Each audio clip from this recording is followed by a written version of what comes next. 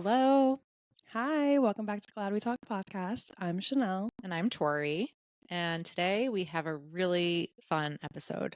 Oh my gosh, that was so much fun. It was so much fun. It really felt like we were talking to another one of our friends. So we recorded with Jenna. Her name is Jenna. We met her on TikTok. Yes. I stumbled upon Jenna, which you'll get to hear in the first few minutes of this episode on TikTok. And instantly I felt like we found a friend. And she is a friend. So I do want to say, like, we were talking to a friend today. It's actually crazy how we met her on TikTok, and now I do genuinely, after this episode, feel like we're friends. And when she comes to New York or we go to California, we're gonna see her. Yeah, and she really let us in on a lot of vulnerable things, which she does with a lot of her followers, but it was so nice to talk to her in this longer format. And I hope you guys enjoy, because we had fun doing it, and she's an open book, and she talks about so much, and she was so vulnerable, like Tori said. So I think it's going to be a good episode, and we hope you enjoy it. Yes, you will enjoy it. And if you have a second, please go follow Jenna on TikTok and Instagram. It's JEN-NUH. Yes, thank you. You nailed that. I know. All right, here we go. That's me. Without further ado, Here's Jenna. woo. Jenna. Hi, welcome to Glad We Talked. Hi, good to see you guys. We're so excited you're here. Me too. I'm like super stoked. It's so great because I remember stumbling upon you on TikTok. Mm-hmm. And this was kind of around the time when we started the podcast. Yeah. And we were like creating our whole brand and who we were. And we were really leaning into like the everyday woman and girls like us. And I was like, oh my God, Jenna, and I love the handle, is like our target. Yeah. What an everyday gal. Yeah. I love it. And you're in California. Yes. Yeah. I'm in Southern Cal. Southern California, the sunny side. You look very sun-kissed. Thank you. That's the bronzer, not my natural skin tone. I love it. Okay, so yeah, Tori came across you on TikTok, and you've kind of like blown up a little bit. Like, no big deal. Yeah. Yeah, I like a little bit for me, it was definitely like a surprise. I was so excited to I got to 20,000, I think like a month ago. And for me, that might as well be like a million. So I'm like, whoa. I'm like that other video, like, how does it feel to be famous? I'm like, oh. Like, kind of though. Yeah, that's what it feels like. But I've been doing videos for like a year now. And I think like the consistency has just like really helped. So what led you to TikTok? Where is it out of boredom? Just like, I want to try it out? To be like completely blunt and honest, I was like, there are way less funny people making money on TikTok than me. I was like, so I feel like I should just try. Like I've got literally nothing to lose. And so I should just try. And to give those other people credit, it's a lot harder than I thought it was. And so I just kind of got in the habit of like practicing, and I would save my videos as drafts. I was like not brave enough to post them, but I would just save drafts. And then January, I think of last year is when, maybe a little bit before that, I was like, I'm just going to post consistently. I blocked everybody I knew so that I wouldn't be embarrassed. I love that. That is, you know what? That is a good tip, because I think that's what stops most people. It's not the people you don't know, it's the people you do know. Exactly. Yeah. Chanel has really come out of her shell. I'm like, most people, who are we talking about, Chanel? Chanel, it's me. When we started this, she was like, I just don't know what people are going to think. And same here, like fair. It is very nerve-wracking to just be like, you know what? Screw it. I don't care what those girls in high school or college or like my second cousin thrice removed care. Like, think about me. And you just kind of have to like be like, what does it matter? I'm doing this for other people like me. Mm-hmm. Right? Yeah, exactly. And that's what kind of was my take on it too. I was like, this is fun for me, and it's become kind of an outlet for me, and I don't need anybody, to validate it. I'm enjoying it. Or bring you down. Yeah, or bring me down. So after I blocked them all, I got much braver. Do you remember your like actual first video? Do you remember what it was? Gosh, no, I don't. Like I remembered, I think I tried doing like a get ready with me, and it was like so long and like so dull. I was like, I don't know how people manage to like talk through these entire things. And I was like, this probably isn't like my jam, or where I'm like gonna find like a niche. I remember my first video that actually like did well was the one, I still have it pinned at the top of my page, and it was that one where I was like just talking about like trying to connect with everyday women, and that is still the one that gets me followed, that I gain followers from. Like when that video gets traction here and there, that's the one that I like gain followers from, like still a year later. That's the one I think I probably It stumbled probably upon is, yeah. because it was so genuine. It was just like, I just want to find girls like me. Like, I don't want to be the it girl. Like, I'm not trying to be anyone other than who I am. And I know there's people out there like that too. And I mean, that is so relatable and so real. And something I think about frequently is that we take away the social part of social media and we just focus on the media, which becomes an advertisement. And like social media is about socializing, it's about extending your network and meeting people and making connections. And I think that's something, not that I'm like someone that is any type of, I don't give credentials up to what good social media is, but I think that's what makes you so charming and so relatable is that it's just down to earth. Like, I just want to connect with people, you Yeah, know? Like, yeah. and I know you said you thought about the money portion, but I think you just genuinely also like making this content. I do, yeah. Yeah, I mean, because I haven't really made any money, so it turns out I just I was Well, like, that's I fine. realized like it was making me feel like I would post like I would say like good morning, now say it back. And that's Yeah. something Yeah. like I did often, and people would say it back, and like I was like, this is giving me such like a positive start to my day, and I didn't think of it working like that, you know? So it was such a surprise at how it like impacted my mood during the day as well. And not just like validation from strangers, like as if like I'm posting like a thirst trap and people are like, you're hot. It wasn't like that. It was like, because I don't post this obviously. Too. You are hot. It was more just like other women being like, hey, like good morning to you too. Like have a good day. And that was just really cool. You do give off vibes like you're chatting with your best friend. Like you Yeah. give off the very like Glad down we to talk earth. vibes. You give off the glad we talk vibes. What I'm glad. do you have like a niche that you would say is your niche, or like you're just kind of like trying to just connect I honestly, and vibe? I really did try to niche down, not very hard, but I tried, like to do like a clothes video and, like a makeup video or like a haul or whatever. And what I found with those videos is like I did not enjoy making them.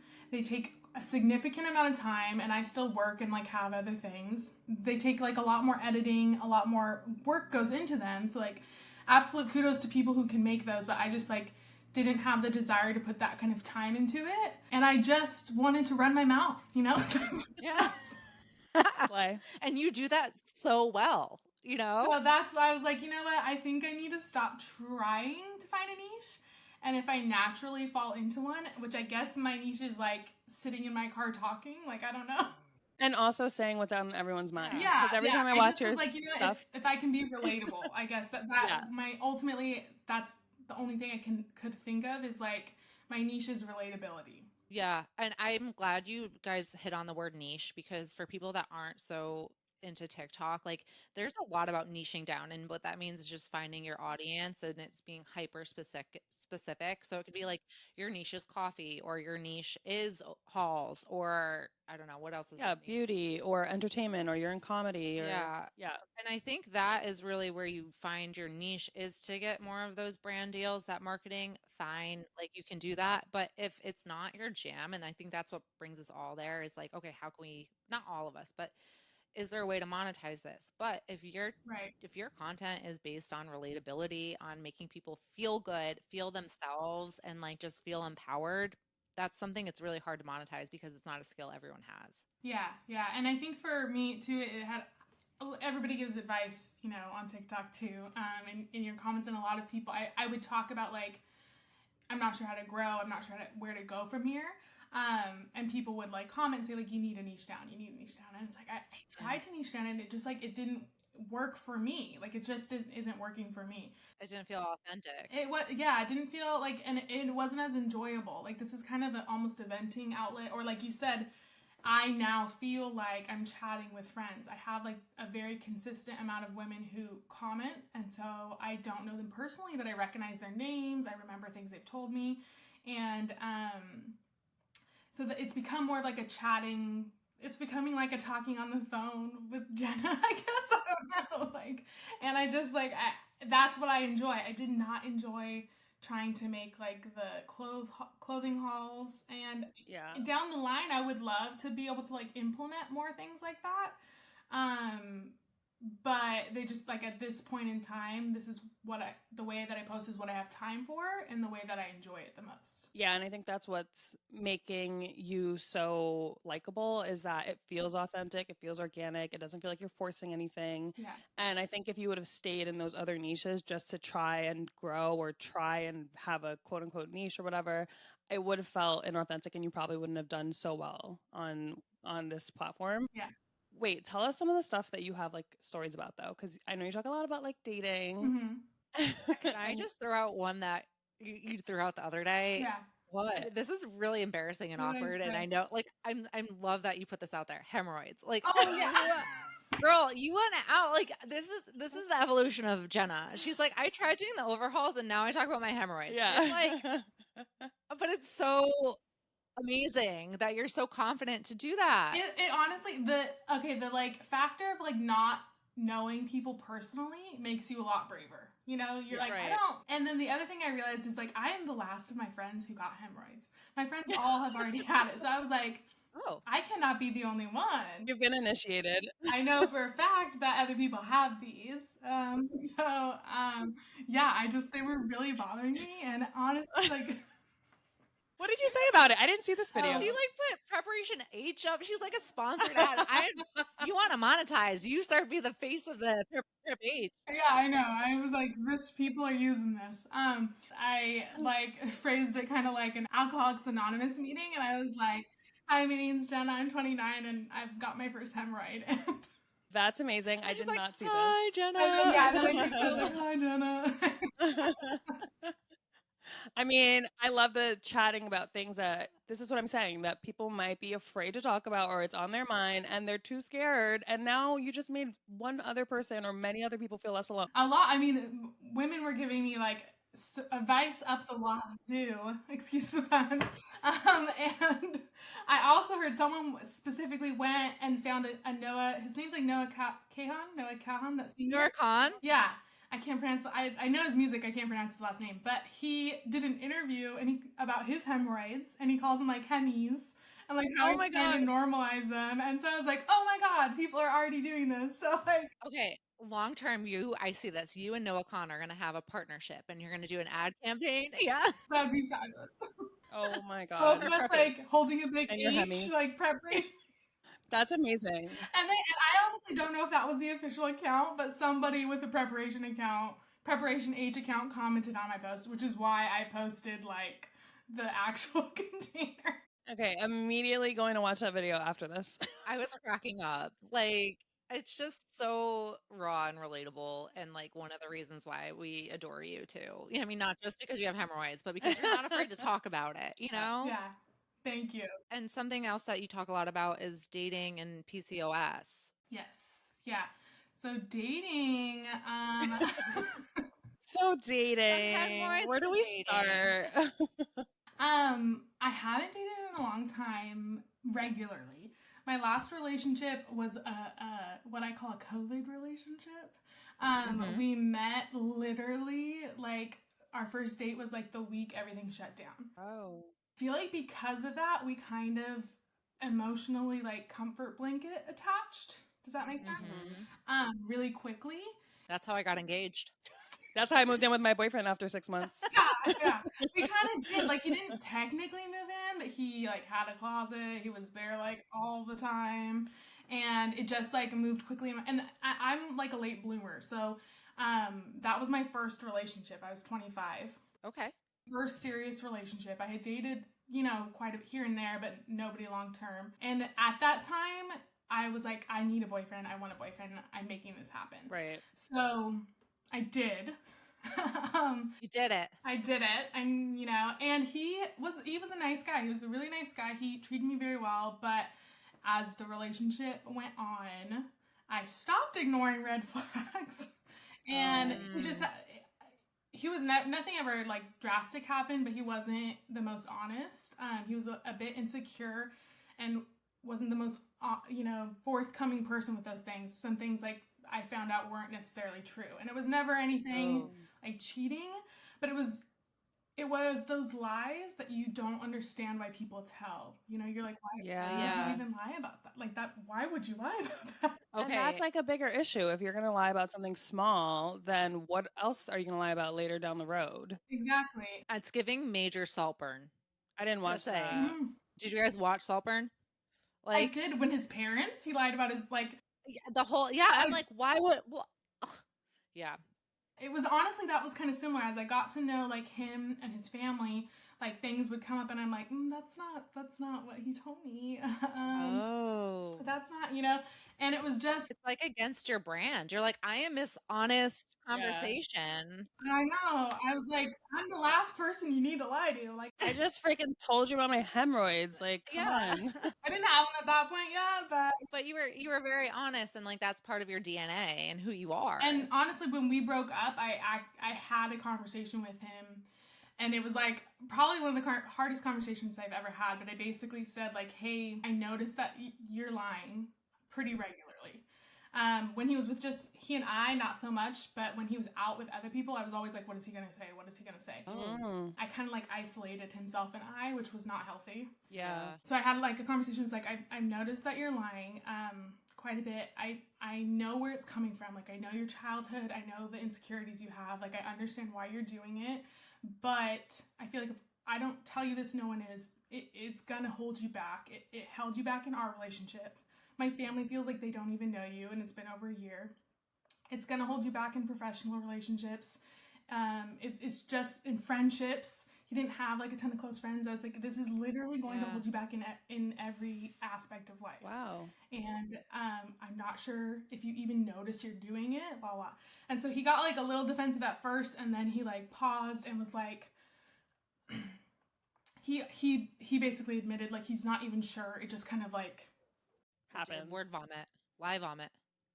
So you ended things at that point? Yeah. Well, we had already like technically broken up, but I just felt like I couldn't like leave the relationship without communicating that to him. You need to say your piece. Yeah, and say my piece. And I think part of me felt like I had kind of settled in that, so I wanted to like leave the relationship. This is probably my own ego, knowing I'm like leaving things better, hopefully for him. Whether he like took it or not, I have no idea. But you tried to make him better. You tried to, and it sounds like you went about it like a very amicable and genuine way. It's not like you're like, hey, you're a lying ass. What are that? Like you were like, listen, I cared for you. I want you to be better as a person. I want to see you grow. Mm-hmm.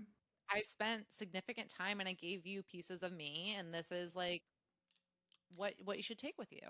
There's a lot of people who like are against the final text or like the closure text. They're always like, you don't need to say it, they don't deserve it.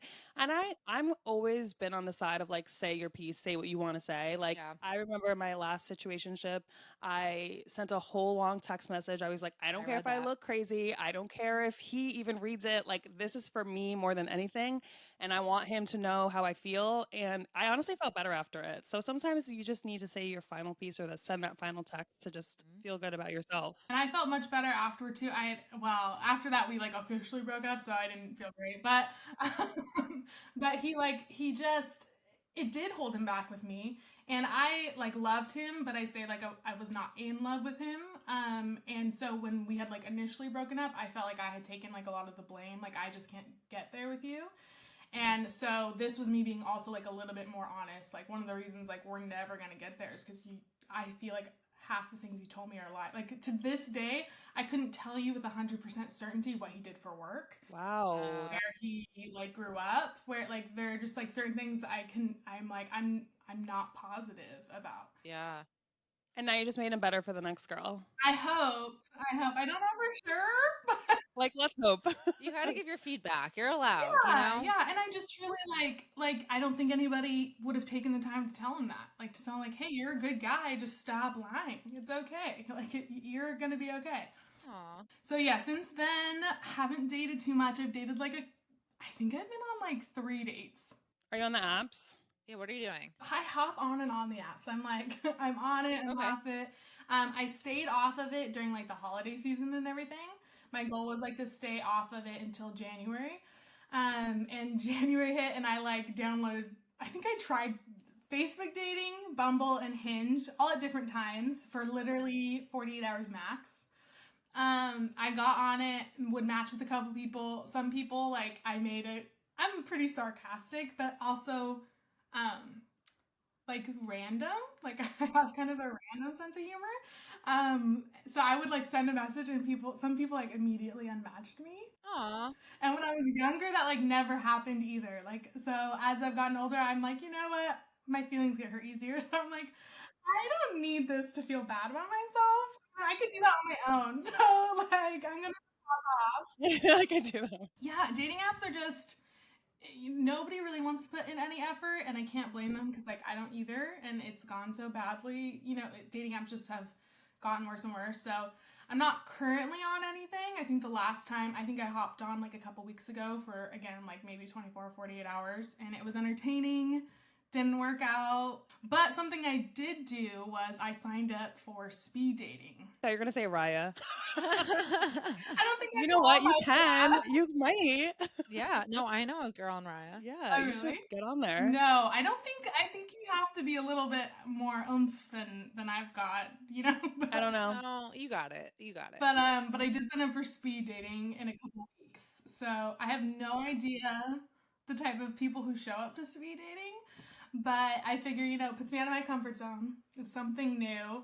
Worst case scenario, hopefully I get like a good story out of it and a glass of wine. So if I sat down and I had a speed date with you and like say the connection isn't there, at least I could like laugh with you. You know what I mean?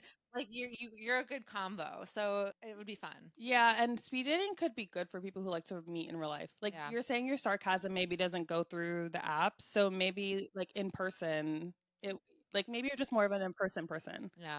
Like it's at a winery. It's at like a cute little spot. Ooh. That sounds nice. I know. Yeah, we have like something called like a packing district here, and it's at a winery there, and it's got outside of the winery like restaurants and food and stuff. So it's like a hip spot. So I'm like, cool. Maybe hip people will come, because in my head I'm like speeding is gonna be like the sketchiest, weirdest, most desperate people. It's gonna be an experience. It's going to be. But I'm there, so maybe it's not.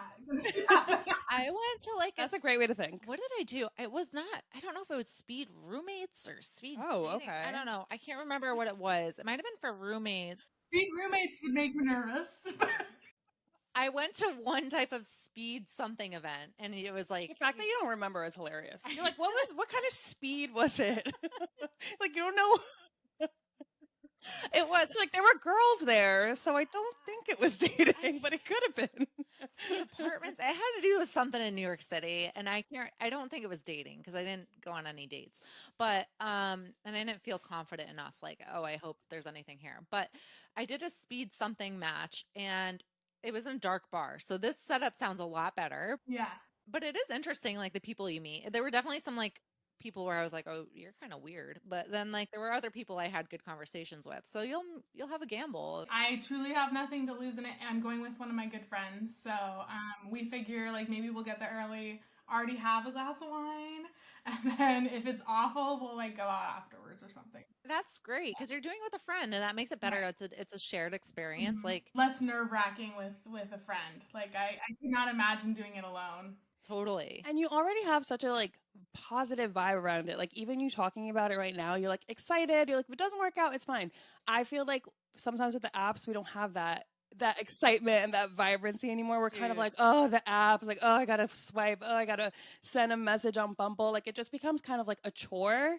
And like, look how excited you are to go speed dating. Like that's the kind of energy you want when you're going into dating. You don't want this like well, and I've always wished I was like brave enough, but I haven't been in the past. Like I've just like let either like my weight or my insecurities be like, no, this isn't something I want to do. But now I don't know if it's getting older, if it's just like a different phase of life, or my friend agreeing to go with me. But I was like, I've always thought it looked fun and just funny. Like it looks funny. Like, so I was like, you know what? I'm going to give this a try. I don't know. Sidebar, I don't know if you guys have watched Love on the Spectrum. Oh yeah. Yeah. Okay, so I was about to say speed dating and love on the spectrum, and I was about to say that. Oh my god. Okay, thank God. That show is so So good. that's actually my worst nightmare. The sweet, sweet, sweet guy who was checking no as he was talking to the girl and she could see. I'm like, that's gonna be like my worst nightmare. Someone's like, yeah. No, that's not gonna happen to you. That's not gonna No. happen. Yeah, I think you're gonna have a great time, and you have a great attitude about it. Like Chanel and I were saying, we have met our partners on dating apps, but like I felt very anxious around dating. Like I didn't find the joy in it, and I love that you're finding the joy in dating because it should be a very fun, a very exciting, a very like experiential thing and not led by anxiety. So kudos to you for finding the fun and the play in it. I think, yeah, like to be honest, I didn't even think of it like that because I have been very jaded and I have so much anxiety around dating. I don't know why, but I get like beyond nervous. Like I'm gonna feel like I'm gonna puke, but nervous, like so nervous for dating. And Same. for whatever reason, like you're bringing it to my attention too. I guess I am excited about this. It just feels like something fun and different, and I feel like dating apps may not be the way for me and may not even be the way I want to meet somebody, but I also feel like trying this like speed dating will maybe give me a little bit more confidence to, if I go on dating apps, be a little bit more intentional. Yeah, and apps aren't for everyone. Like we had a friend who me and Tori were doing like app dates like probably once or twice a week. And we had a friend who was like, no, not for me. Like I can't bring Yeah. myself to do it. She probably went on like one or two and me and Tori were there hiding in the back because she didn't want to go alone. Like we've seen like friends like all for it and we've seen friends who aren't about it. So like if it's not for you, it's not for you. And like we were saying, like you already seem so much more refreshed about the speed dating. So maybe this is your thing. Maybe you're just gonna be like speed dating all the time. Maybe, yeah. Or just, and I think it's just like I'm just trying to take like a more open and approachable, when I'm out in the world, like take on life. I think like I met my ex on an app on Bumble, and the people I've dated in the past, for the most part, I think I've met a couple people in person, but a lot of them were through dating apps. And it's just shifted so much post COVID. So I think like before, I probably would have tried a little harder and pursued it a little bit more. But like post COVID, dating apps feel like there's been a really big shift, and they're just not enjoyable. What do you mean? What is the shift? Like, what's happening? I'm honestly I'm not positive. What's happening over there? Yeah, I know. You're like, it's just it's bad times. I'm like, It's bad times there. Well, a couple things. So like one, you almost have to pay for like everything. They like limit a lot of your likes. Bumble limits your likes now. that's insane. They've added lots more ways to monetize these apps. And then on Hinge, they set you like on Hinge, it's just really insulting. Like I saw another guy's TikTok and he was like saying, "Is this like what you think of me?" Like because they'll give you like your standouts and they're like super super hot, but you have to purchase like a rose in order to match with them. Rude. Oh. And then they give you people you can match with for free, and you're That's insane. and that's where you're like, this is all you think of me? Here, if you want to go shopping at Saks, Yeah. and here, if you want to go to Dollar General. Yeah, that's pretty much what it's like. And so, but it was just so funny because like nobody wants to sound that shallow, but you're also like, oh, okay. And then you're like, am I on anybody's standouts, or am I just in the freebie pot? Am I the Dollar General? Okay. The gods knew I would not do well in this era. So Yeah. they're like, just And get her beyond out. that, I truly think there's just such a lack of effort on both parties. Like I don't even blame like one side or the other. I think like just because it so often leads to nowhere, people are like, why bother? It's quick validation if you wanted to be on it. It's just not consistent validation. So it's just people are like, this most likely isn't going to amount to anything. So why bother trying? Wow. Exhausting. How's the bar scene out there? Like, do you go out and meet men in the wild or? Oh. Yeah. So the area I live in, I have like a downtown area close to me.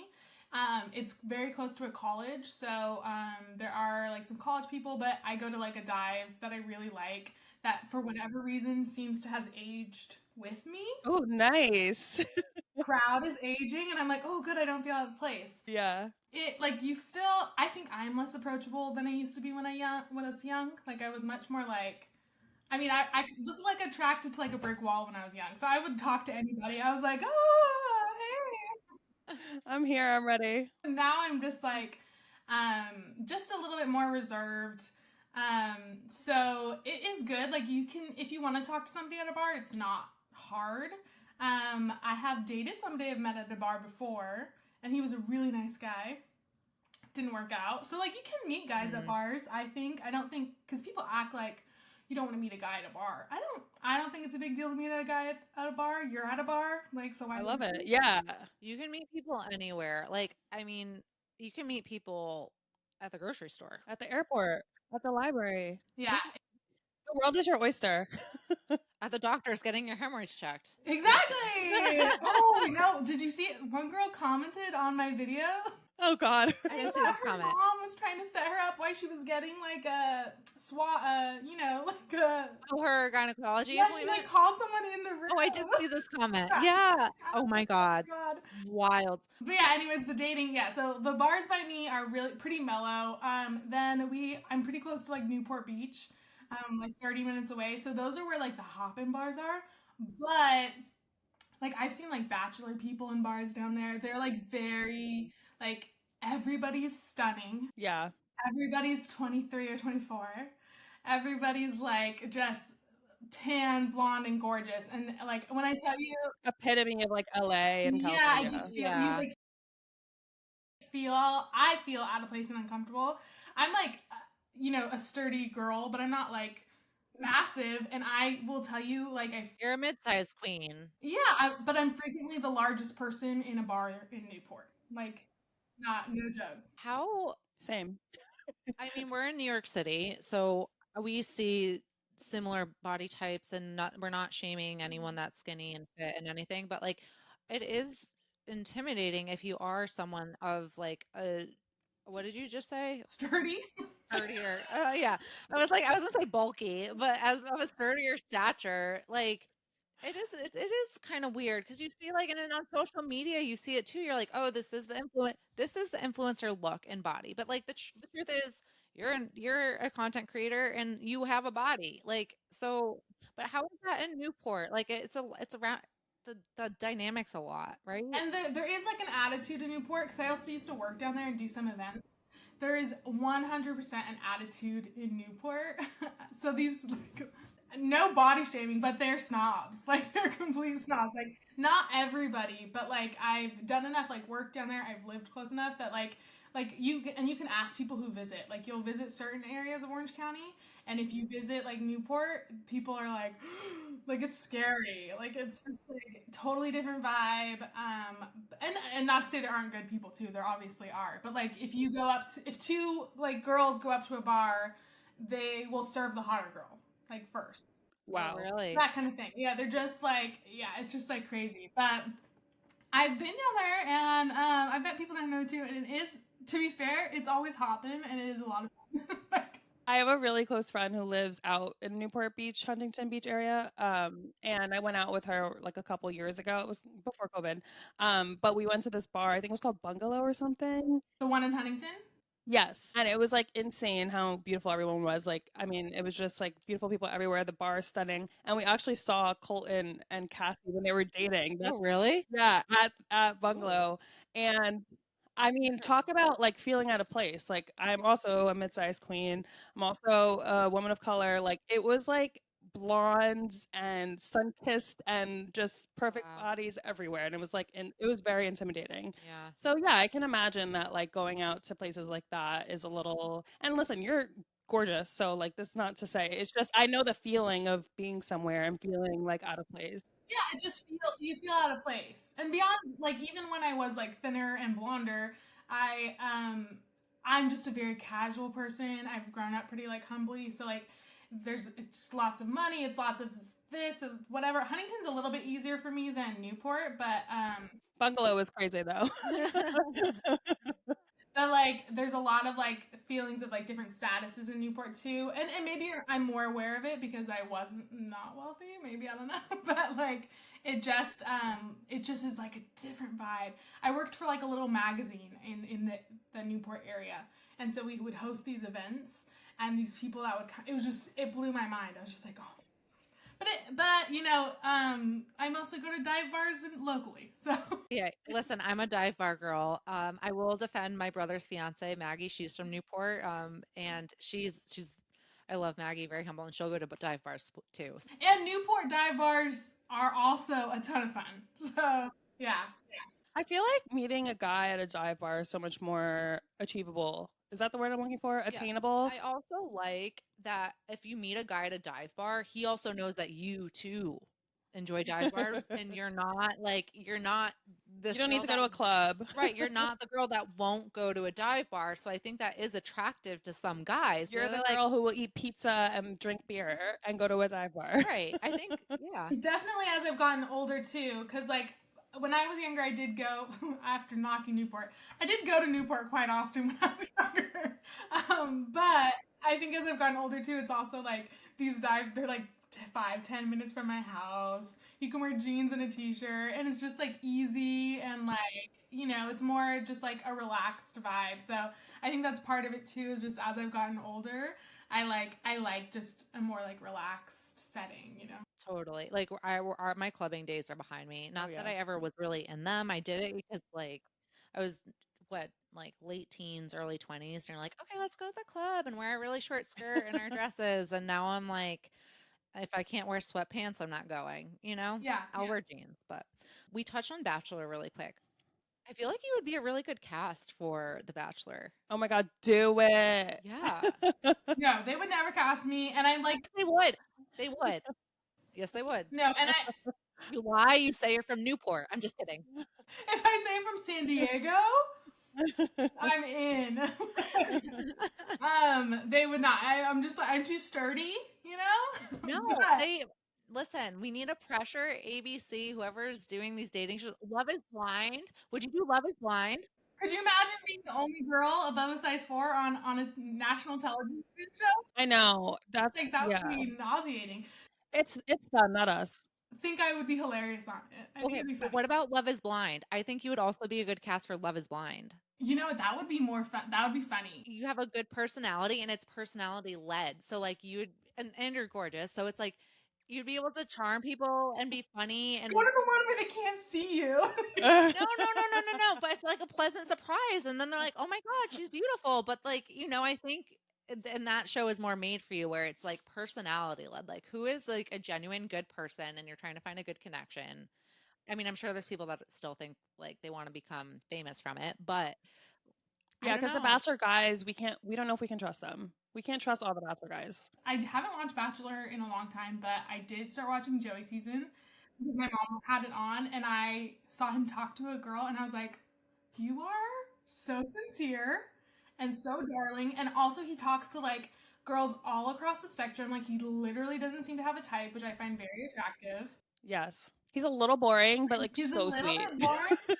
But so sweet. Curly brown hair. I'm like such a sucker for that. He's like not even my type, but I'm like, you could be my type. He is very cute. But if I was on The Bachelorette, though, I know like I would be the one who like did the confessionals and accidentally said something awful that they like clip to like sound. You know what I mean? Like I would just be in trouble. You'd be edited poorly. I'd be like, listen, like Botox is totally fine if you want to look like Frankenstein, but like, come on. oh my God. Because I don't have a problem with Botox, but some of the girls on there. I know we have to let's embrace the natural beauty. The natural beauty. I honestly like I don't have any problem with work done. I just think it's society's own fault, but it's gotten taken like really far in regards to like, oh, it's preventative. Well, yeah. Is it though? Preventing what? Like the natural parts of being human? Yeah, the laugh lines. Listen, I have nothing against it. I went to the derm today and I was like, do I want Botox? And then I was like, open my wallet. No, I don't. Like if I had somebody I trusted readily available, this top lip would already be plumper.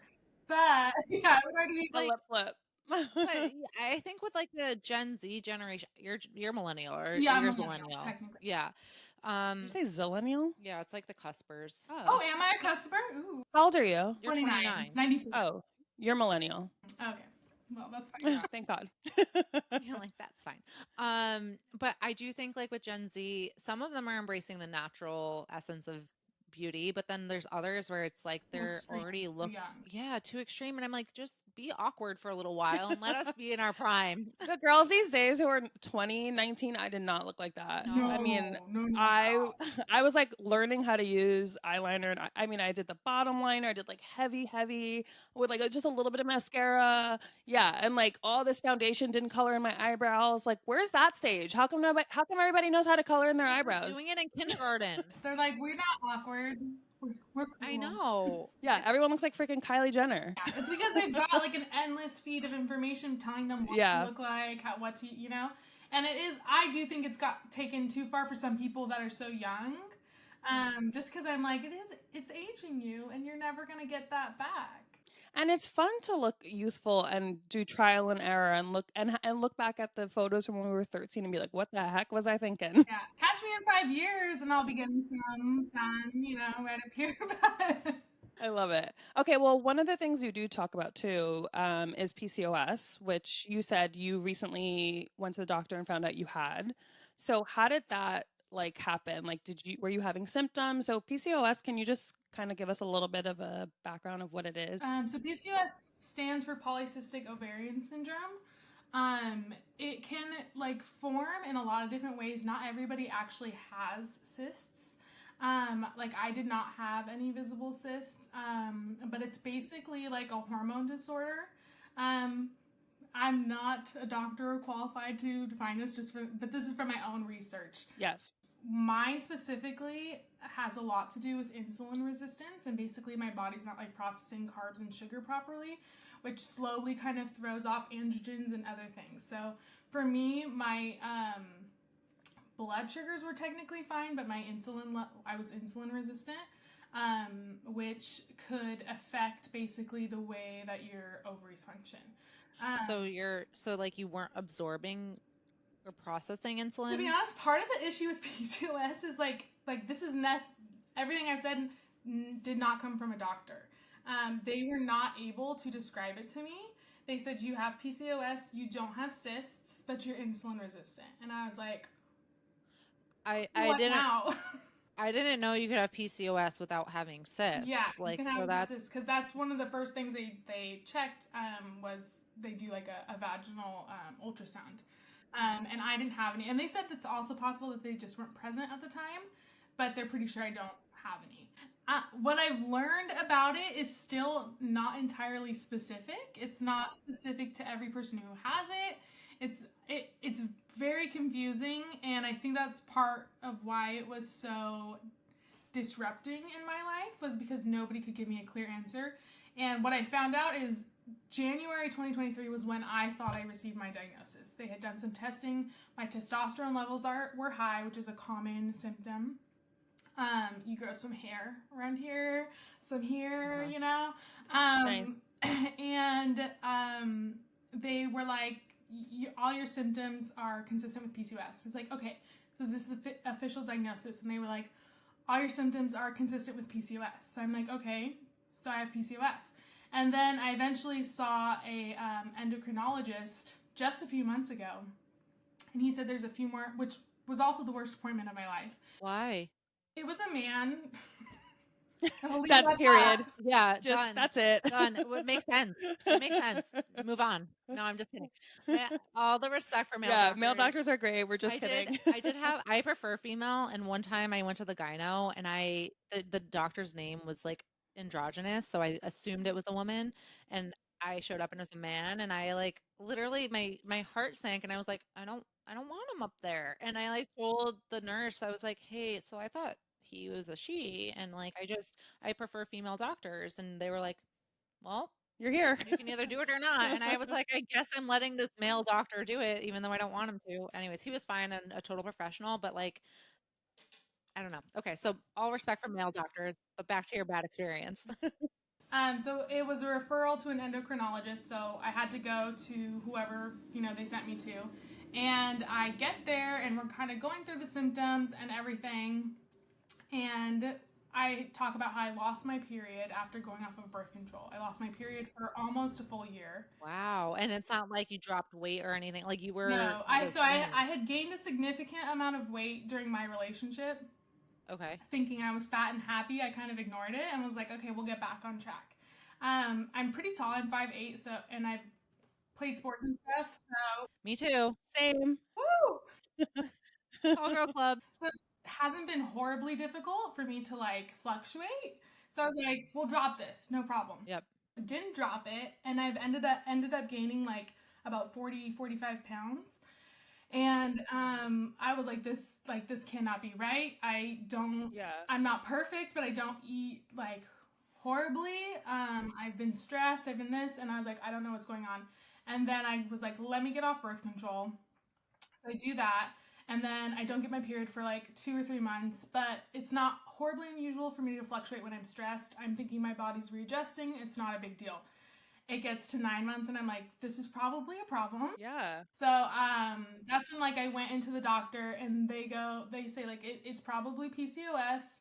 They drop words like infertility, like it's not a big deal. Oh my God. Okay. Cool. You can't just casually put that into a conversation. I hate how some doctors, I mean, I don't want to rant on doctors, but like bedside manner is so important. And if It's so important. that could, I mean, if you want children and this is important to you, just throwing that out casually, it's like, wait, what? I'm sorry. It was so off the cuff. It was so casual. And I don't know that I want children, but I know that I like don't want that decision taken away from me. Yeah, you want the option. For her to be like, common symptoms are infertility, trouble, getting pregnant. And I was like, what? And so then they put me through a bunch of testing. I had already gone through some testing because I was having like some pain as well. So that like we're in the next round of testing. And that's when they sent me to an endocrinologist. When I went to the endocrinologist, we started going over my symptoms, and weight gain was a huge one. Irregular periods, trouble with sleeping, energy, like fatigue is probably one of my most extreme, most challenging symptoms. And he said, agreed, it sounded like PCOS, but basically they had to do more tests to officially like confirm that. So that was disorienting because I was under the impression I had already been diagnosed. And so that's confusing too, because I'm like, how do you guys, like, how does that happen where your patient doesn't know if, know, I've been diagnosed or not? So he starts going over a few things, and he's like talking about the period, and he's like, are you on birth control? No, I'm not. When did you lose your period? And I told him after I went off of birth control. And he's like, okay, so no correlation there. And I'm like, what? Like, you're like, that seems like a pretty big seems like a big correlation, actually. Like, I'm not a doctor. Yeah, he's like, but... great, so it's not the birth control. He keeps going. And I'm like, okay, I'm having a ton of trouble losing weight. I did not used to have trouble losing weight before. And he's like, okay, well, some people like, it shows insulin resistance here. That can make it challenging. Some people just need a little bit of help. So maybe we look at metformin. Metformin is a weight loss, or I think it's supposed to help with your blood sugar, but basically, from what I've heard, it makes you so nauseous, so sick that you just don't eat. You're so miserable that you're not eating. Is it like Ozempic?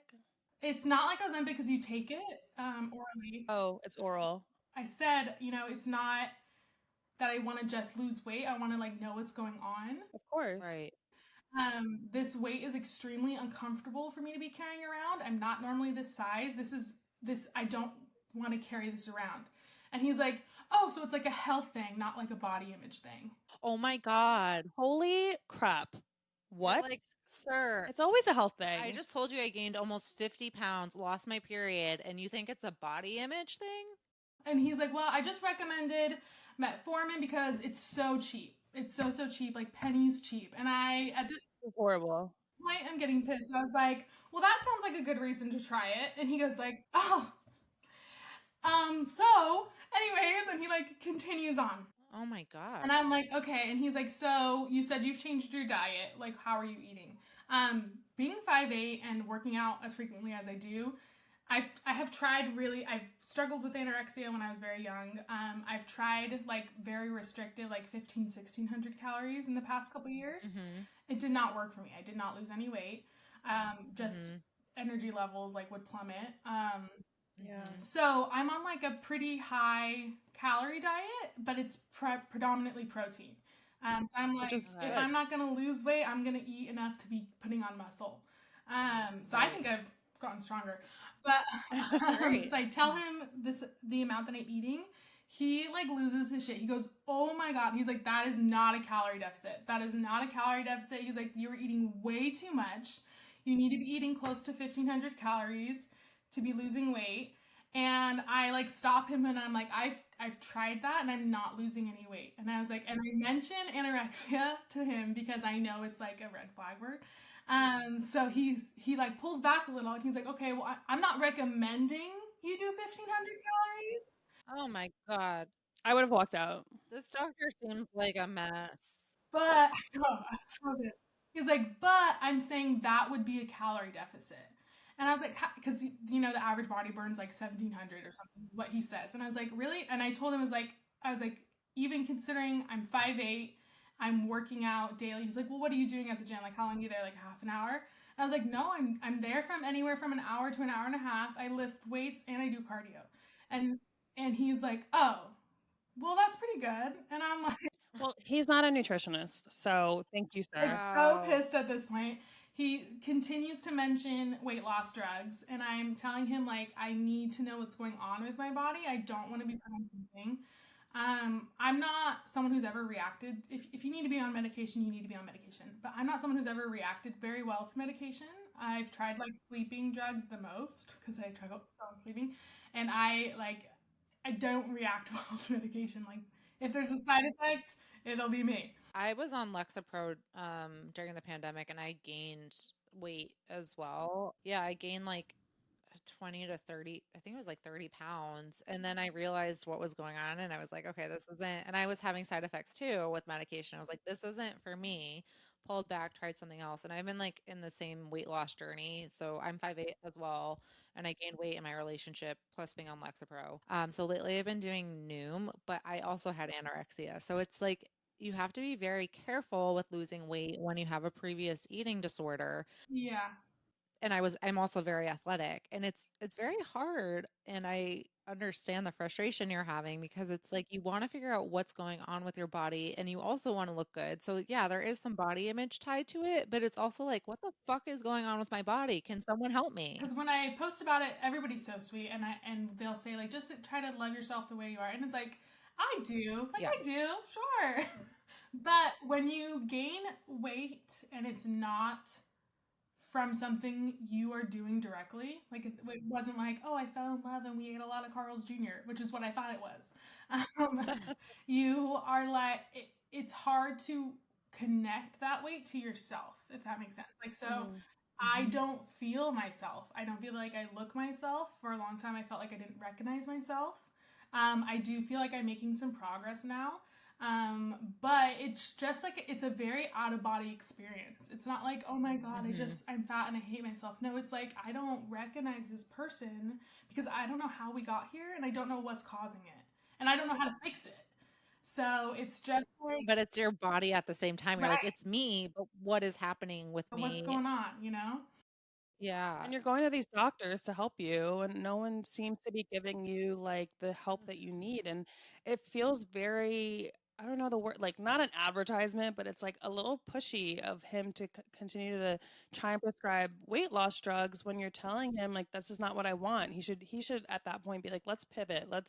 I mean, what is the treatment that you're getting for PCOS, or is there no treatment, or like what is it? So the treatment is birth control.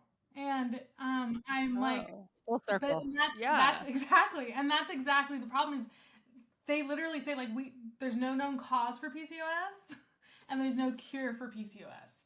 So it's this weird like limbo of feeling like nobody can quite help you and also feeling like nobody knows really what's going on. Every single woman you talk to will tell you different set of symptoms. Yeah. So, and I wasn't willing to go back on birth control. And so he said to me, okay, well, if you're not willing to go on birth control and you're not willing, well, actually, let me start over. He explained this to me. What happens is you come in and you tell me your symptoms, and I tell you what we can do medically to treat these symptoms. You're telling me you don't want the way that we can medically treat these symptoms, so where do we like go from here? And I was like, one of us has a degree, right? So, okay, so you've seen another doctor since? Or No, so this was in November, December. And to his credit, he did order all the, like, a ton of testing. Good. So he found out I'm like deficient in like vitamin D. My testosterone levels are back to normal, so that means like something I'm doing is kind of going right. And then one thing I haven't done yet, another TMI for everybody, is I have to do a 24-hour urine test for my cortisol. So I have to pee in a bucket for 24 hours, which is obviously a little bit challenging. Oh, okay. So I haven't done it yet because I have to like make sure it's like over a weekend where I have nothing going on and can do it at home. And they'll test my cortisol. I'm sure that's something I'm like, that has to be one of the things that's like left. He is no longer with that practice. I don't know. Wonder why. Yeah. But I've added a lot of supplements. It's hard too because like you don't want to like self-medicate too much. Yeah. I exercise. I changed my diet quite significantly. Right now, it's even more significant. Right now, I'm trying to do as closely as I can the Whole30, which I know a lot of people don't like, but it's extremely low carb and it's like no sugar, which is seemingly what my body's reacting to.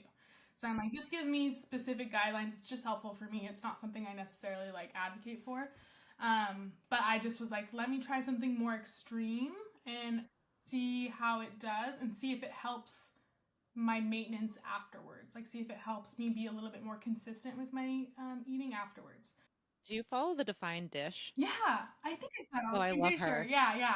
She's a Whole30, like that. She wrote cookbooks for the Whole30, but I love her. I'm a pescatarian, so I don't eat a lot of. I probably should eat more protein, but she I like that she has some veggie options and everything. Yeah. So the Whole30 and the Defined Dish is. Yeah, I do follow her, but I don't think she's come up on my feed in a while, so I'll check her out because I am running out of. I've been eating like chicken breast and salsa for 3 days. So.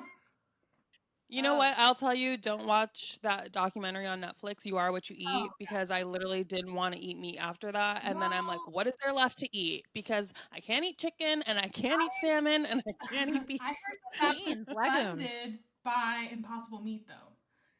I know, I did read that. Now, I don't know if that's true or not. I'm kind of at the point, too, where it's so hard. Everything's so conflicting. Everybody wants you to believe something else. That I'm kind of like my mindset, like what I'm like, if it comes from the earth, it's probably okay.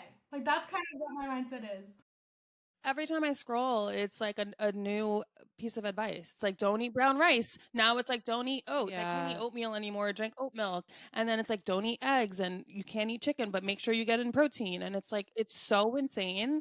I'm like, I'm just going to do what I enjoy. There's a girl, her handle's Cooking with Angelica. And she's very mellow and she's very much like, this is my life. And if you would like to follow along and see what I do, go ahead. But like, I'm not forcing this on you. I don't need you to force anything on me. And she has kind of shifted from someone extremely like holistic to transitioning into how the extreme holistic people can kind of be damaging at this point. And she talked about a study, and I can't describe it exactly perfectly, but basically it was like 2 groups were like both having this is as close as I can get to remembering, like chocolate shakes. They weren't chocolate shakes, they were like protein shakes or something. One was like a fake protein shake with like junk in it, and one was like a real one, but they told them the opposite thing. So they told them, like, the healthy group that they were getting the shitty food, and they told the shitty food group that they were getting the healthy food. So the shitty food group, because they were told they were getting the healthy food and their body was more relaxed about it, processed the food fine. Like, it was fine. And then the ones that were technically drinking something healthy, but were so much mental stress was put on them by like drinking something bad, that they ended up being the ones who like suffered. I don't know if they gained weight or something like that. So it's really interesting. Not that, like, obviously food has a big aspect, but her point was just kind of like, your mental state also has a huge impact. Yes. Your mental state is so important to how the rest of your body functions and your adrenal Yeah. like system. It affects everything. Think about it. When you're super upset about something, your gut gets upset. And if your gut's upset, it means it's probably not digesting the food properly and that's not getting into your bloodstream. Like, yes, I agree with that 100%. So I do check labels, but I don't like panic. I do have like some things that are like not like some favorite things that'll probably never go away. This Whole30, like basically I'm gonna try to keep it up for February and then take like a week off and maybe try to do it again. And my brother's a nurse and he's done Whole30 a lot. His point, and he suggested this, his point was not so much like to keep eating like Whole30, but every time he stopped doing something more extreme, it just helped the maintenance in between. Like it helped you crave a little bit more of a healthier diet and like it become more habitual and like stuff like that. Because I do prefer whole foods and clearly my body does. So it's just like there are always gonna be things that I'm gonna like love and still eat. But I'm just trying to kind of like learn what works for my body, what works for me mentally, and not like overwhelm myself. What works for me financially, because it's very expensive to eat like this. Yes. And hope that I marry rich, somebody on a farm. I love that you ended From with that. speed Yeah. dating. In Newport. It's all coming together. No, I love that because I think like we were saying, like there's so many conflicting ideas out there that you just have to find what works best for you. Like what works for me is not necessary. Our bodies react so differently to things. Like Yeah. it's insane. So what works for you might not work for me and or won't work for Tori. So you're right. You just have to find what works for you. And I'm glad you're advocating for yourself and going to these doctors and finding what does work for you. Yeah, I mean, so many people don't feel like they can push back on doctors. It's scary. It's scary. To your They just take it point. for their word. And to touch back on like the treatment of PCOS. So basically, like how I've treated it is through diet, exercise, and like supplementation. Supplements. I don't know why I said that. So I like there's vitamins I've added in. I'm on a little bit more of a specific like consistent thing now versus like I'll try this, I'll try, because it's so overwhelming. I was like, I'll try this, I'll try all these things. But I picked like a handful of things and I'm sticking to those things for the next like couple months to see if they make a difference. To help, like, because there's natural ways to balance your insulin as well as like eating the less carbs and sugar. I haven't completely, but almost completely cut caffeine. I think I have it like once or twice a week. I noticed a significant difference in that with that, unfortunately. I don't know what it is about the caffeine or maybe what's in the drink, but like they just stay more consistent and I don't have as big of a crash afterward. Do you like matcha? Matcha? No, I don't love it, but I don't hate it. Matcha's good. I'm planning, I've seen like how kind of ceremonial it can be, and I'm kind of thinking I would like to try it for that reason, just because, you know, your coffee becomes like routine and like something you enjoy doing. And I was watching like matcha videos and I was like, this might fill that void. Matcha's beautiful. It's like very ceremonial. I mean, it goes all back to, I mean, I have a Japanese coworker and he was telling me that his mom in Japan did like the ceremony. It's a big tradition and it's something. So low. I'm talking. Can you hear her? Okay, then I can I raise can my hear you. mic louder. That's better. That's better. I have to raise it louder. Whispering, you're like talking. It's like ASMR. Well, because you're louder than me. You're in the red. Like, look at that. Like when you're Normally talking, your voice drops a little on a mic, so it's not terrible to have it a little bit lower. yeah. From a singing perspective, I don't know. Jenna's never done a podcast. She knows what's up. Yeah. I'm just kidding. I do know. If you're gonna belt out a song, I'd suggest lowering it just a little. You don't want to hear me sing. But yeah, back to matcha. No, I really, that's just like a fun fact about me is I really want to do a formal matcha ceremony and learn about it. But I thought, Chanel, you were going to mention your, Oh, my mushroom coffee? yeah. So I am drinking mushroom coffee, but you said you were not doing caffeine, and I think it has caffeine in it. So does matcha. Oh, it does? Yes. Oh, okay. I don't know how much, like if it doesn't have as much as coffee, I would probably be okay. And I'm still having, like I tried, I think the brand's called like Pop and Bottle, and Ooh, the ingredients Its ingredient. I saw Chanel. Oh. Its ingredients were really clean. Mhm. Not delicious sounding, but clean. So I tried that. I think it technically isn't totally Whole30 compliant, but it was close enough, and I was desperate. So I tried that, and it tasted pretty good to me, but it had like 80 milligrams of caffeine, and I totally noticed I was like jittering, and I knew it didn't have added sugar, so I was like, okay, this isn't so I It's the am caffeine. very caffeine sensitive. Yeah, You're Okay, so rolling. decaf yeah. green tea is the way to go. Yeah. And green tea is usually like okay if I have it before noon. It doesn't affect my sleep. And I don't the green tea. I don't notice the jitters because I did start taking that because green tea and like spearmint were supposed to be like regulate a couple PCOS things. Oh. You went in. You're like researching everything. They didn't even give me like a pamphlet, like Damn. you've got PCOS. Here's what you should know, I've Wow. gotten more information about my allergies. Like, this is Yeah. crazy. You So need I had to do like I've done like all this research on my own. My sister's really sweet. She's like trying to help a lot as well. And one of the supposedly natural, there's not like a lot of tests backing them because if you backed natural tests, you can't sell pharmaceuticals. I was going to ask you if you've tried acupuncture. I haven't, but I've heard really good things. That's something like I would love to try. One of my friends has PCOS, and I mean, I'm not a good friend because I can't remember, but she was having some issues getting pregnant. So she started doing acupuncture, and she did it throughout her pregnancy. But I know that acupuncture is also supposed to help with PCOS. So maybe something to look into. I've never done acupuncture, but I think there's a lot. I mean, obviously, it's like this I've heard like ancient a lot of good technique. things. Yeah. Maybe look into some No, I acupuncture. totally would because I've heard like just really good things for multiple. Like I think I've heard people use that for like what you said, different fertility things, like a lot of stuff. I'll try anything once, or more than that. But once or twice or maybe more. I mean, I think I like that it's natural, so that's a plus. But I think if that's all working for you, that's great. But I feel like you should see another doctor who's like maybe not this guy. yeah, I've got a follow up because he ended the appointment by saying basically like, okay, so like if all your tests come back normal, where do you want to go from there? And I was like, where do You you should think just I do should some go research of from like there? doctors who specialize maybe in PCOS. You know? Yeah, and he was younger-ish, and he was also Yeah, like this guy seems like he came out of shorter. like Grey's Anatomy Um, with an attitude and was like, "Yeah, lady."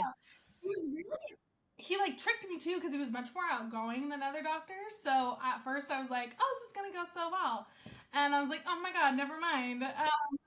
But he had to feel like my lymph nodes, so he stood up and he was about my height, maybe shorter. So I know I've been told that I can come off a smidge intimidating. So I stood up like fully broad shouldered and like hovered, like, and I was wearing like gym clothes and stuff too. So I was like, yeah, you better. And he looked a little because I had been sitting down the whole time, so I don't think he knew how tall I was. And he looked scared. You should be scared. You I'm should coming be for you. scared. Yeah. How much do you eat? Obviously not enough because you're so skinny. But Oh my God. Be like, "Are you in a calorie deficit? So you should think about bulking up." was doing his job. I guess technically they don't. He was doing what he was taught to do. So I can't blame him too much, but I can blame him a It's little bit. hard because there's like a line of like doing your job, but also you want bedside manner. And we know that like bedside manner might not necessarily be quote unquote part of the job. But for us, when especially with things like when you're throwing around the word infertility and you're hearing a diagnosis that can like pretty much change your life, I feel like bedside manner is so important. So I feel like for you, just like do your research and find someone that you feel like you're going to be more comfortable with. And for now, it sounds like you're doing like such good things for yourself. I've definitely noticed my face is less inflamed. Like if you go back and look at my other videos, my face is starting to like lean I mean, out. I'm not saying that you looked bad before, but like I can tell, like, No, but you can see like I get like that ruddy farmer look, where when I'm eating too much sugar and I'm stuff. dying. It's like, oh my God, that's That's like me on hilarious. vacation. I feel like when I'm on vacation, I have like full puffy face the whole time. I'm just like drinking every yeah, day, eating exactly. whatever. I'm like, oh. You start to notice it in your face. I think that's the first place you start to like realize that Yeah. you're losing weight. You're like my fiance said to me the other day, he's like, "Yeah, your neck looks thinner." I'm like, "Does it?" You're like, thank you so much. Yeah, I'm like, "Do you see this? Do you see my neck?" Not him complimenting your neck. I know. I'm like, "But how about my waist? No, the neck." Jenna, what's next? What do you have coming down the pipeline for yourself? Yeah. Well, okay. In my personal life, I think I got a new job. I am like currently still going through background checks for it. But I'm like super excited. Congrats.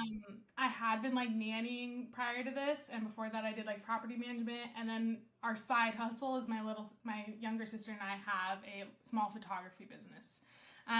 In Southern California, you gotta have a side hustle because rent costs $1 million. I'm sure you guys can relate in New York. Yes. So, yeah. Yeah, I wish our side hustle brought us money, but we just spend our money. One day it could. It will. It will. Yeah. But yeah, so I was looking for like a little bit more consistency. So I found this position that I'm really excited about. I don't want to share too much about it just because I don't know if anyone on the company has found my TikToks. Totally. Like, don't want to do that yet. Yeah, so I'm not gonna do that yet till I sign. But I'm really excited about it. It's a really good schedule. So I'm pumped about that. And then for TikTok, I just hope to like kind of keep growing organically. Like I would love for TikTok eventually to be my side hustle. I really am just shocked at the amount of women that I've been able to like connect with on an emotional level, and it's been really surprising and really kind of humbling too that people actually, can relate to me and find comfort in certain things, in relatability and simple things, So that has been like really cool. If I never surpass 20,000 followers, I'll still be happy because it's just been such a neat, interesting, weird experience to connect with strangers on the internet on a regular basis. Yeah, it's like kind of crazy when you think about your small circle. It's like, oh, I have, I mean, me personally, I only have 709 followers on my Instagram, but not that I'm counting or anything. That's oddly specific. But then you're like, wow, there's 20,000 people in this world that actually connected with me and feel the same way or have the same thought or have been through a similar situation. And that really must feel empowering and just gives you perspective on like how for sure big this world is. Totally, yeah. That's what's next for me. Also for funsies, I'm writing a book. Oh.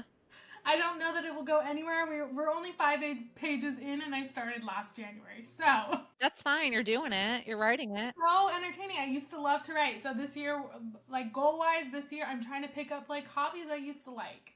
What is the book about? Yeah. It's loosely based on my life. Okay. But we're gonna add in a romance. I guess that part wouldn't be accurate. But well, wait until speed dating. Yeah. But you never know. She's gonna go speed dating in the book. So, there you go. Yeah. So, it's gonna be a rom-com, So cute. You're just writing your manifestation journal, actually. It's like, and then publish it when it comes out. Yeah, it's low-key my manifestation journal. Yeah. I love that. That's great, Jenna. Well, thanks for coming on. Thank you guys so much for having me. You have no idea how flattering and exciting this was for me. I'm like just so pleased that you wanted me to be on here.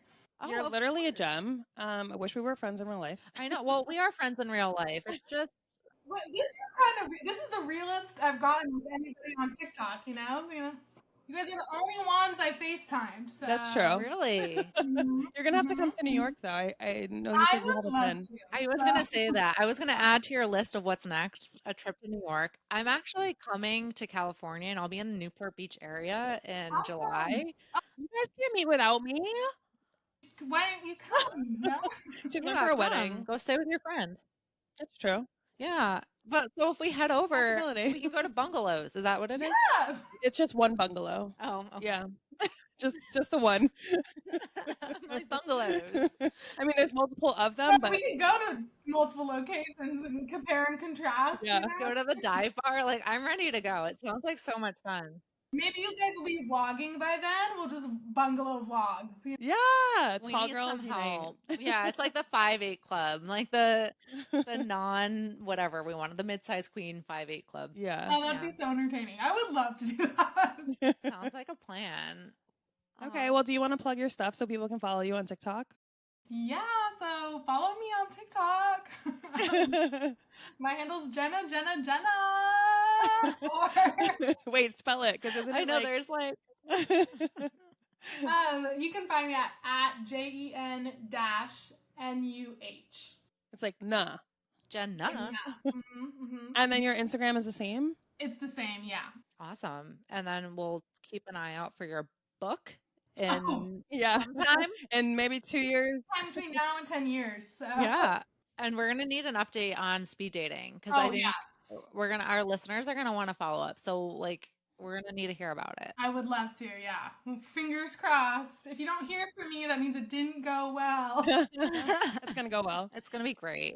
And everyone can follow us At Glad We Talked Podcast on Instagram and TikTok. And you can email us at gladwetalkedpodcast@gmail.com. and don't Chanel, forget to rate and review us. Give us 5 stars, especially Jenna's episode, because this was so fantastic. Yes. And give And- Jenna all the 5 stars. Yeah, go follow Jenna. She's great. Yeah, we love it. Well, Jenna, so happy to have you. We're so glad we talked. Thank you. So glad we talked too. Glad to Yay. talk. Highlight of my day. Bye. All right, bye.